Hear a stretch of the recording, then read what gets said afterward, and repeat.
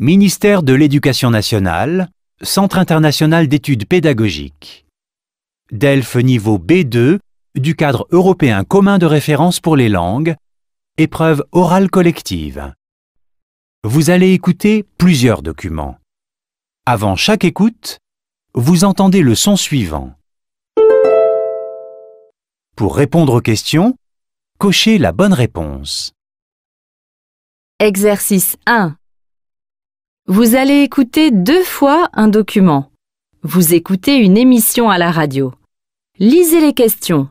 Écoutez le document, puis répondez.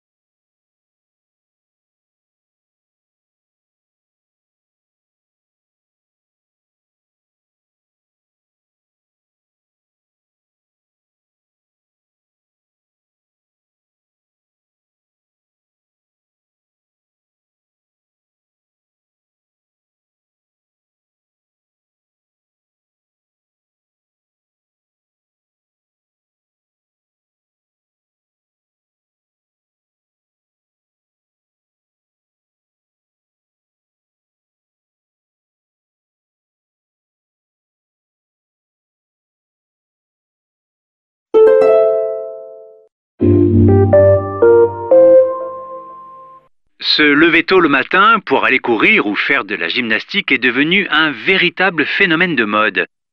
Mais ce nouveau mode de vie, on va le voir avec vous, Caroline Raymond, n'est pas bon pour tout le monde. Oui, sur les réseaux sociaux, on trouve beaucoup d'articles sur les bienfaits d'une activité sportive au saut du lit et pourquoi nous devrions tous adopter ce style de vie. Les photos de coureurs au lever du soleil se multiplient, tout comme les témoignages de ceux qui se sentent plus productifs et plus heureux après avoir fait du sport en tout début de journée. Alors, se lever tôt pour profiter d'un moment à soi, ça semble séduisant, non? Oui, faire du sport le matin serait bon pour le sommeil, pour le moral. C'est aussi un excellent anti-stress. Cela dit, ce mode de vie n'est pas accessible à tous. Oui, parce qu'on n'est pas tous égaux devant le sommeil. Eh oui, les rythmes de sommeil sont très différents d'une personne à l'autre. On ne peut pas les bouleverser sans danger. Notre rythme biologique est génétiquement programmé. Notre marge de manœuvre pour adapter notre sommeil est très réduite. Pour 20% de la population, se lever tôt peut être une véritable torture et provoquer des troubles du sommeil. Et les sportifs de haut niveau, Caroline, ils se lèvent aussitôt que ça pour s'entraîner? Alors, non, pas forcément, parce que eux, ils ont du temps pour s'entraîner. Et ce sont plutôt de gros dormeurs. Ils ont besoin de plus de 9 heures de sommeil pour se sentir bien. Dormir n'est pas un signe de paresse. C'est une phase indispensable pour la récupération. Et donc, la prévention des blessures. Et puis, le matin n'est pas forcément le moment le plus productif. Une étude a démontré que les personnes qui se lèvent tôt sont les plus performantes vers midi, alors que ceux qui se couchent tard atteignent leur moment de pleine forme vers 20 heures le soir. Se lever tôt répond plutôt à une norme sociale. Il faut que les personnes soient performantes dans tous les secteurs de leur vie, professionnelle, familiale ou sportive. Arriver au bureau en ayant déjà fait 1 heure de course à pied, eh bien, ça vous donne une supériorité psychologique sur les collègues qui se lèvent plus tard. Donc, les personnes qui se lèvent tard ne doivent pas forcer leur nature et s'obliger à se lever tôt? Eh bien oui, il n'y a pas de raison de culpabiliser lorsque les réveils le matin sont difficiles. Il ne faut pas oublier que la pratique matinale du sport est un luxe. Ceux qui travaillent très tôt ou ceux qui travaillent de nuit sont exclus de ce mode de vie. Et puis, faire du sport en fin de journée, c'est aussi avantageux. Faire du sport en soirée est une activité de relaxation qui peut agir sur la qualité du sommeil. Il faut donc adapter la pratique de son sport à ses besoins. Le pire choix, finalement, ce serait de rien faire du tout.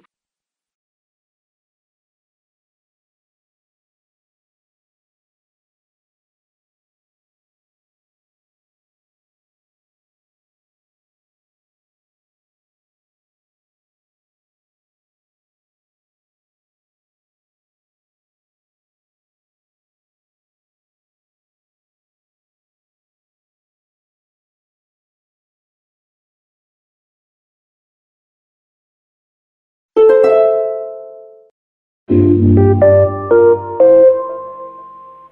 lever tôt le matin pour aller courir ou faire de la gymnastique est devenu un véritable phénomène de mode.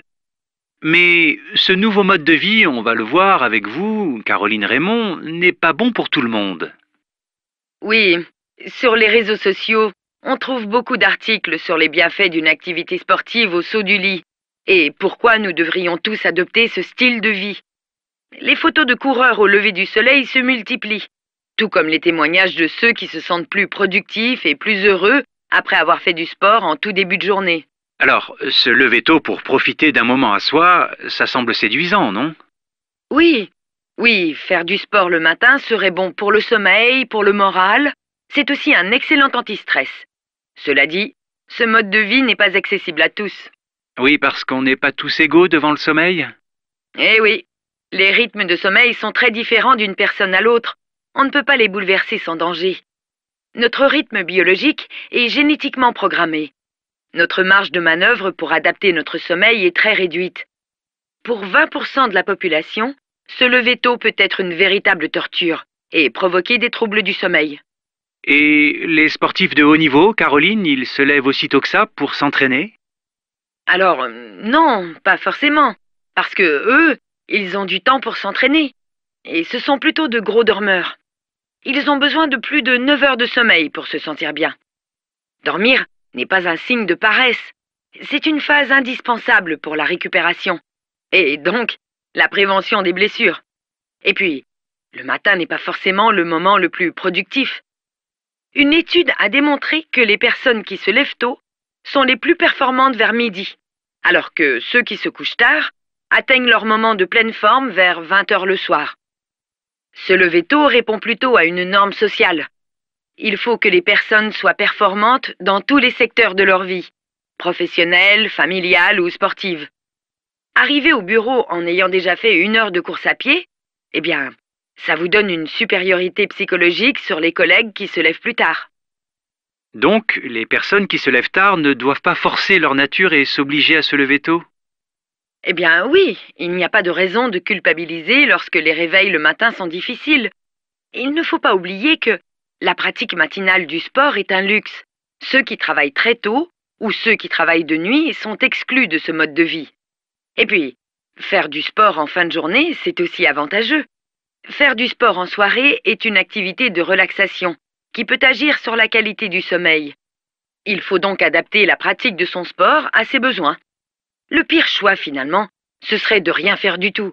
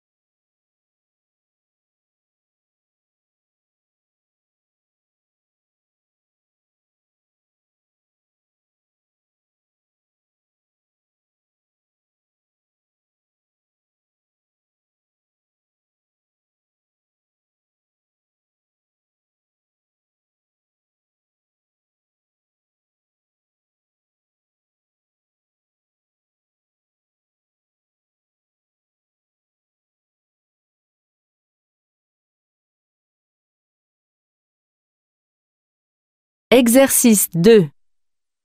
Vous allez écouter 2 fois un document. Vous écoutez une émission à la radio. Lisez les questions. Écoutez le document, puis répondez.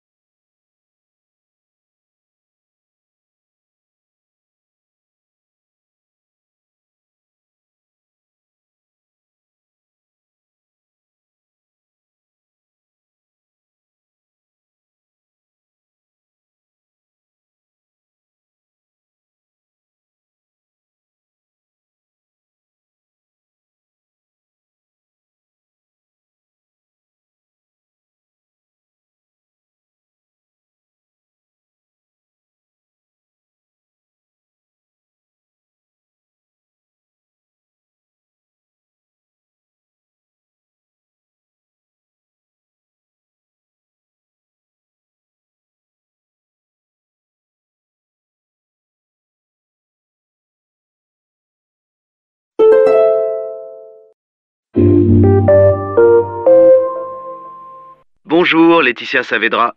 Bonjour Marc. Le phénomène qui vous intéresse cette semaine, c'est celui des sans bureaux fixes, ces salariés qui n'ont plus de bureau attitré. L'entreprise américaine Google a lancé le mouvement il y a quelques années, suivi depuis par plusieurs grands groupes français. Oui, le principe des salariés sans bureau attribué se systématise en France aujourd'hui. C'est le cas notamment au siège de l'entreprise Sanofi, installée près de Paris depuis 2015. Ici, plus personne n'a de bureau attitré et chaque jour est une compétition pour obtenir un bureau. Le premier arrivé est le premier servi. Les employés arrivent le matin sur un espace commun à toute l'équipe et chacun se met là où il le souhaite, y compris les chefs qui n'ont plus de bureau. Alors, pourquoi ne pas donner de bureau attitré aux salariés? 2 raisons à cela. La première, c'est une raison économique. Il faut optimiser l'utilisation des bureaux occupés en moyenne à 60% du temps. Et puis, la deuxième raison, c'est que ce système est censé renforcer l'esprit d'équipe et la capacité d'adaptation des salariés. La conséquence de ces économies, c'est que les entreprises prévoient systématiquement moins de postes de travail que d'employés. Chez Sanofi, par exemple, c'est 8 postes pour 10 employés. Alors, comment ça se passe concrètement pour les salariés? Eh bien, ce n'est pas toujours facile. Ils s'installent là où il y a de la place et parfois, il n'y en a pas. Il arrive que certains rentrent chez eux. Autre problème, l'utilisation des salles de réunion qu'il faut réserver et qui sont très convoitées. Parfois, des employés bloquent leur place dans ces salles de réunion en y laissant leur sac ou leur manteau pendant qu'ils partent en rendez-vous à l'extérieur. Le moindre espace disponible est occupé et cela peut créer des tensions entre collègues. Et que pensent les salariés de cette organisation du travail? Cela varie en fonction des générations. Les jeunes s'adaptent à cette situation, mais les plus âgés se plaignent du bruit, de problèmes de concentration. Certains ont même peur de ne plus avoir leur place dans l'entreprise. Ce nouveau mode d'organisation va donc provoquer d'autres bouleversements, non? Oui, les outils numériques permettent déjà de travailler de chez soi ou d'un bureau partagé, mais un concept va encore plus loin aux États-Unis. Il s'agit des hôtels de travail qui proposent à la fois un lieu de vie et un lieu de travail, avec une frontière entre la vie professionnelle et la vie personnelle de plus en plus réduite. Une nouvelle forme de travail sans limite de temps ou d'espace, c'est peut-être ce qui nous attend avec des employés hyper flexibles qui pourront travailler n'importe où et à n'importe quelle heure.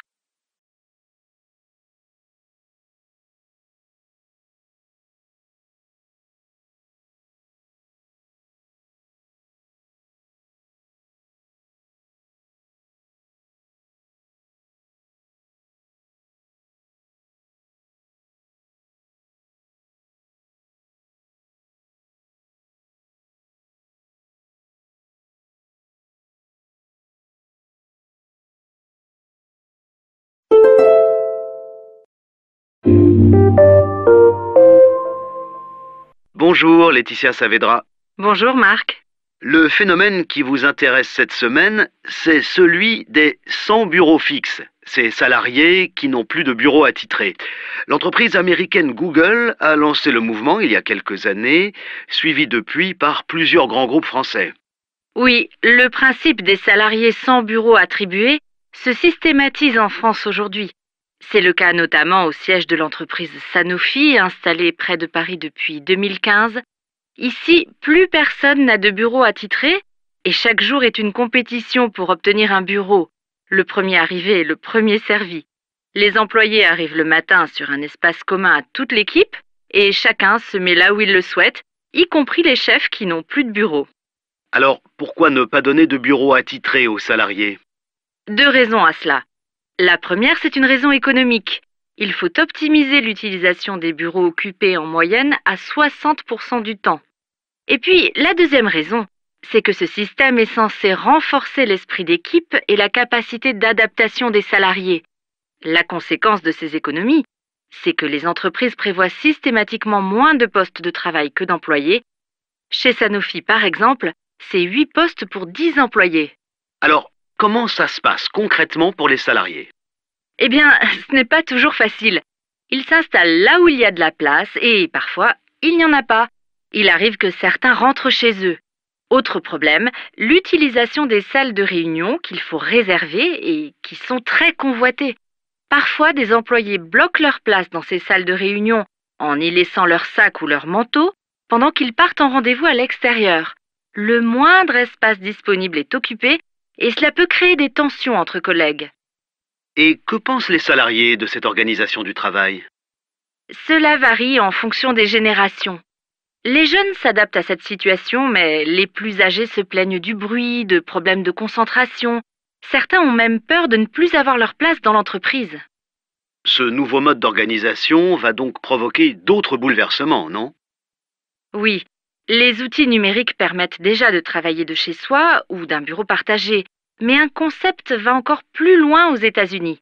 Il s'agit des hôtels de travail qui proposent à la fois un lieu de vie et un lieu de travail, avec une frontière entre la vie professionnelle et la vie personnelle de plus en plus réduite.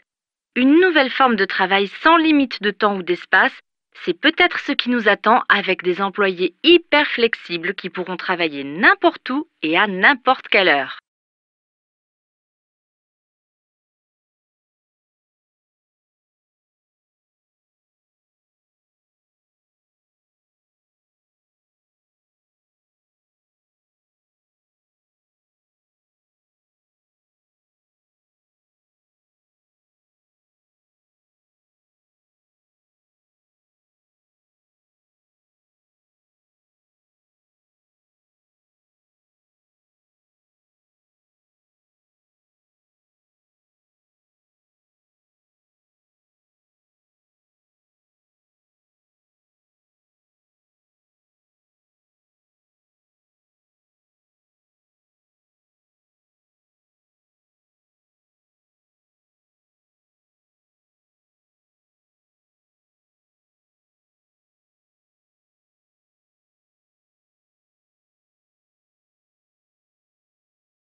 Exercice 3. Vous allez écouter une fois 3 documents. Document 1. Lisez les questions. Écoutez le document, puis répondez.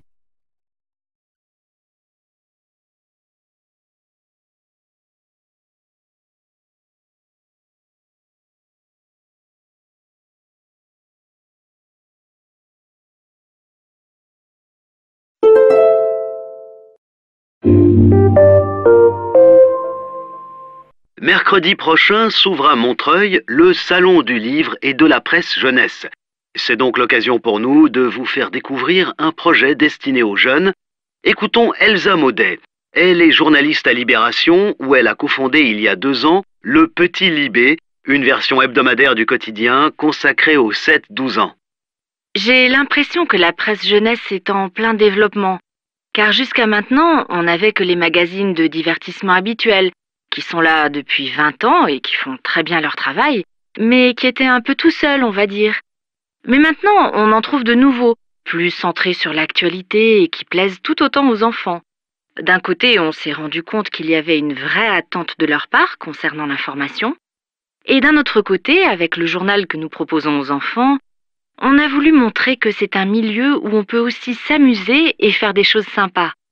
En tout cas, j'espère que ce développement de la presse jeunesse va aider les enfants à pouvoir analyser l'actualité de façon critique et à grandir avec une image différente de ce métier.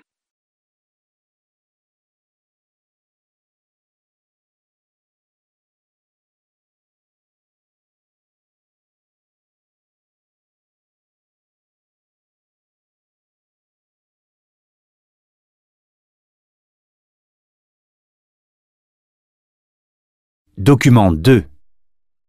Lisez les questions. Écoutez le document, puis répondez.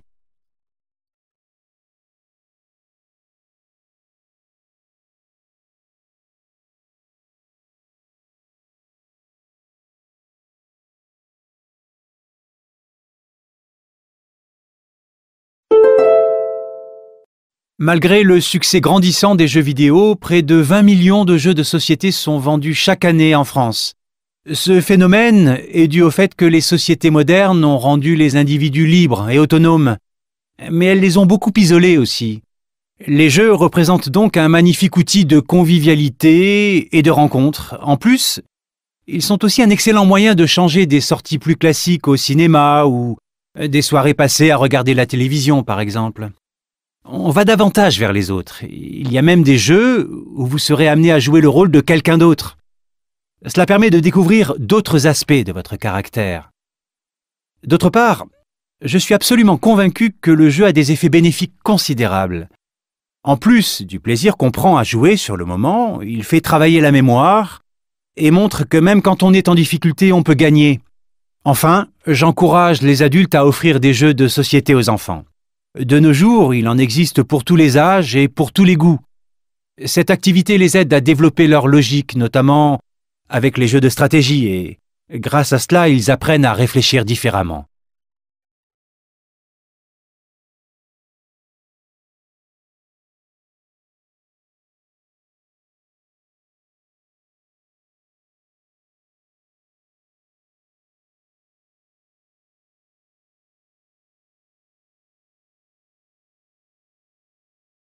Document 3. Lisez les questions. Écoutez le document, puis répondez.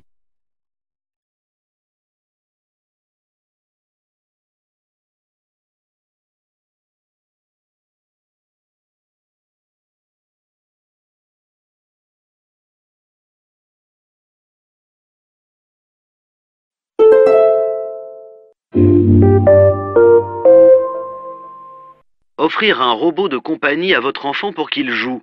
Est-ce une bonne idée? Sophie Becherel nous aide à répondre à cette question. Les robots émotionnels ont de plus en plus de succès auprès des enfants.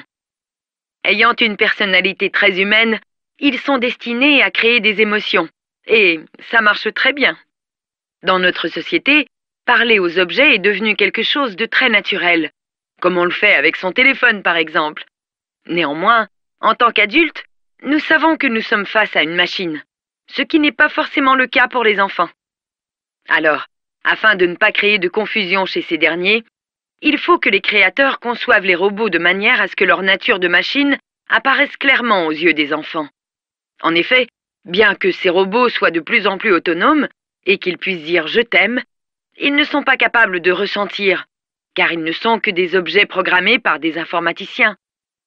En revanche, il s'avère que ces robots peuvent être d'excellents compagnons pour les enfants en matière d'éducation, car ils peuvent aller chercher sur Internet la réponse à toutes sortes de questions et permettent de développer chez les plus jeunes leur compréhension du monde, ce qui est positif pour leur formation.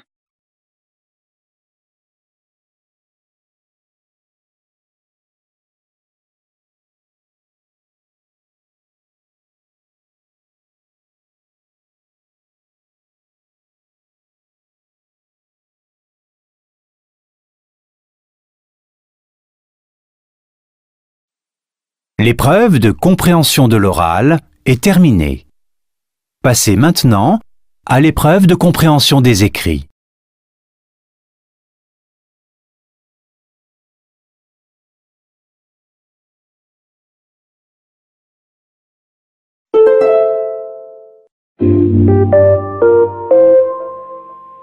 Se lever tôt le matin pour aller courir ou faire de la gymnastique est devenu un véritable phénomène de mode. Mais ce nouveau mode de vie, on va le voir avec vous, Caroline Raymond, n'est pas bon pour tout le monde. Oui, sur les réseaux sociaux, on trouve beaucoup d'articles sur les bienfaits d'une activité sportive au saut du lit et pourquoi nous devrions tous adopter ce style de vie. Les photos de coureurs au lever du soleil se multiplient, tout comme les témoignages de ceux qui se sentent plus productifs et plus heureux après avoir fait du sport en tout début de journée. Alors, se lever tôt pour profiter d'un moment à soi, ça semble séduisant, non? Oui, faire du sport le matin serait bon pour le sommeil, pour le moral. C'est aussi un excellent anti-stress. Cela dit, ce mode de vie n'est pas accessible à tous. Oui, parce qu'on n'est pas tous égaux devant le sommeil? Eh oui, les rythmes de sommeil sont très différents d'une personne à l'autre. On ne peut pas les bouleverser sans danger. Notre rythme biologique est génétiquement programmé. Notre marge de manœuvre pour adapter notre sommeil est très réduite. Pour 20% de la population, se lever tôt peut être une véritable torture et provoquer des troubles du sommeil. Et les sportifs de haut niveau, Caroline, ils se lèvent aussitôt que ça pour s'entraîner? Alors, non, pas forcément. Parce que eux, ils ont du temps pour s'entraîner. Et ce sont plutôt de gros dormeurs. Ils ont besoin de plus de 9 heures de sommeil pour se sentir bien. Dormir n'est pas un signe de paresse. C'est une phase indispensable pour la récupération. Et donc, la prévention des blessures. Et puis, le matin n'est pas forcément le moment le plus productif. Une étude a démontré que les personnes qui se lèvent tôt sont les plus performantes vers midi, alors que ceux qui se couchent tard atteignent leur moment de pleine forme vers 20 heures le soir. Se lever tôt répond plutôt à une norme sociale. Il faut que les personnes soient performantes dans tous les secteurs de leur vie, professionnelle, familiale ou sportive. Arriver au bureau en ayant déjà fait 1 heure de course à pied, eh bien, ça vous donne une supériorité psychologique sur les collègues qui se lèvent plus tard. Donc, les personnes qui se lèvent tard ne doivent pas forcer leur nature et s'obliger à se lever tôt? Eh bien oui, il n'y a pas de raison de culpabiliser lorsque les réveils le matin sont difficiles. Il ne faut pas oublier que la pratique matinale du sport est un luxe. Ceux qui travaillent très tôt ou ceux qui travaillent de nuit sont exclus de ce mode de vie. Et puis, faire du sport en fin de journée, c'est aussi avantageux. Faire du sport en soirée est une activité de relaxation qui peut agir sur la qualité du sommeil. Il faut donc adapter la pratique de son sport à ses besoins. Le pire choix, finalement, ce serait de rien faire du tout.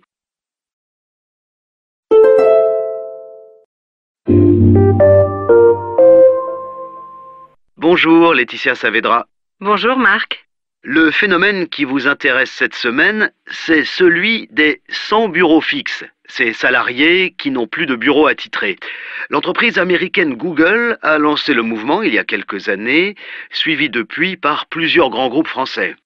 Oui, le principe des salariés sans bureau attribué se systématise en France aujourd'hui. C'est le cas notamment au siège de l'entreprise Sanofi, installée près de Paris depuis 2015. Ici, plus personne n'a de bureau attitré et chaque jour est une compétition pour obtenir un bureau. Le premier arrivé est le premier servi. Les employés arrivent le matin sur un espace commun à toute l'équipe et chacun se met là où il le souhaite, y compris les chefs qui n'ont plus de bureau. Alors, pourquoi ne pas donner de bureau attitré aux salariés? 2 raisons à cela. La première, c'est une raison économique. Il faut optimiser l'utilisation des bureaux occupés en moyenne à 60% du temps. Et puis, la deuxième raison, c'est que ce système est censé renforcer l'esprit d'équipe et la capacité d'adaptation des salariés. La conséquence de ces économies, c'est que les entreprises prévoient systématiquement moins de postes de travail que d'employés. Chez Sanofi, par exemple, c'est 8 postes pour 10 employés. Alors, comment ça se passe concrètement pour les salariés? Eh bien, ce n'est pas toujours facile. Ils s'installent là où il y a de la place et parfois, il n'y en a pas. Il arrive que certains rentrent chez eux. Autre problème, l'utilisation des salles de réunion qu'il faut réserver et qui sont très convoitées. Parfois, des employés bloquent leur place dans ces salles de réunion en y laissant leur sac ou leur manteau pendant qu'ils partent en rendez-vous à l'extérieur. Le moindre espace disponible est occupé et cela peut créer des tensions entre collègues. Et que pensent les salariés de cette organisation du travail? Cela varie en fonction des générations. Les jeunes s'adaptent à cette situation, mais les plus âgés se plaignent du bruit, de problèmes de concentration. Certains ont même peur de ne plus avoir leur place dans l'entreprise. Ce nouveau mode d'organisation va donc provoquer d'autres bouleversements, non? Oui, les outils numériques permettent déjà de travailler de chez soi ou d'un bureau partagé, mais un concept va encore plus loin aux États-Unis. Il s'agit des hôtels de travail qui proposent à la fois un lieu de vie et un lieu de travail, avec une frontière entre la vie professionnelle et la vie personnelle de plus en plus réduite. Une nouvelle forme de travail sans limite de temps ou d'espace, c'est peut-être ce qui nous attend avec des employés hyper flexibles qui pourront travailler n'importe où et à n'importe quelle heure.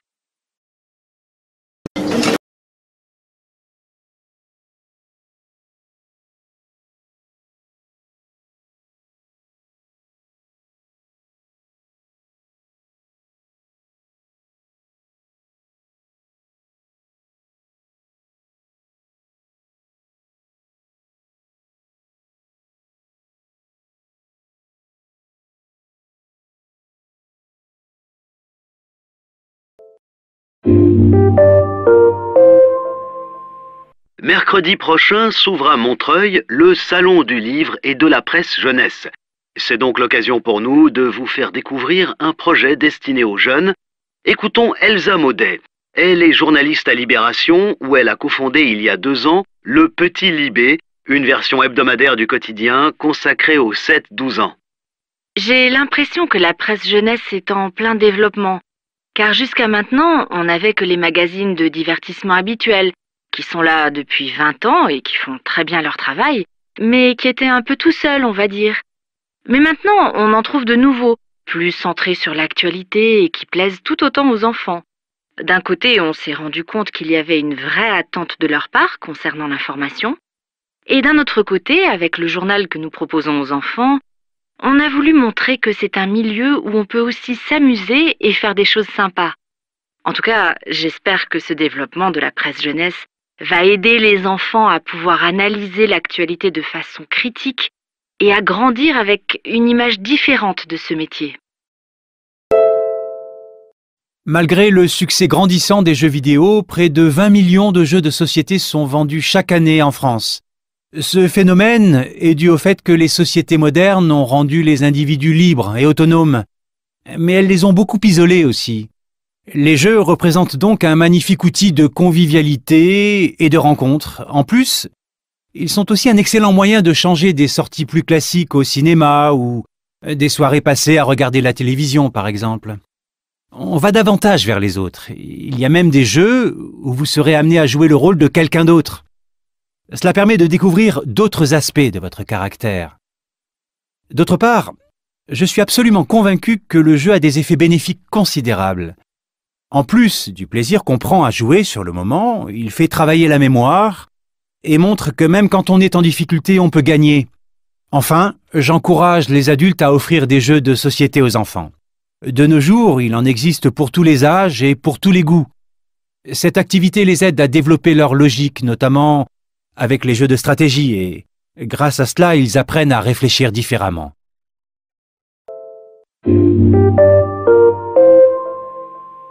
Offrir un robot de compagnie à votre enfant pour qu'il joue, est-ce une bonne idée? Sophie Becherel nous aide à répondre à cette question. Les robots émotionnels ont de plus en plus de succès auprès des enfants. Ayant une personnalité très humaine, ils sont destinés à créer des émotions. Et ça marche très bien. Dans notre société, parler aux objets est devenu quelque chose de très naturel, comme on le fait avec son téléphone par exemple. Néanmoins, en tant qu'adultes, nous savons que nous sommes face à une machine, ce qui n'est pas forcément le cas pour les enfants. Alors, afin de ne pas créer de confusion chez ces derniers, il faut que les créateurs conçoivent les robots de manière à ce que leur nature de machine apparaisse clairement aux yeux des enfants. En effet, bien que ces robots soient de plus en plus autonomes et qu'ils puissent dire « je t'aime », ils ne sont pas capables de ressentir, car ils ne sont que des objets programmés par des informaticiens. En revanche, il s'avère que ces robots peuvent être d'excellents compagnons pour les enfants en matière d'éducation, car ils peuvent aller chercher sur Internet la réponse à toutes sortes de questions et permettent de développer chez les plus jeunes leur compréhension du monde, ce qui est positif pour leur formation.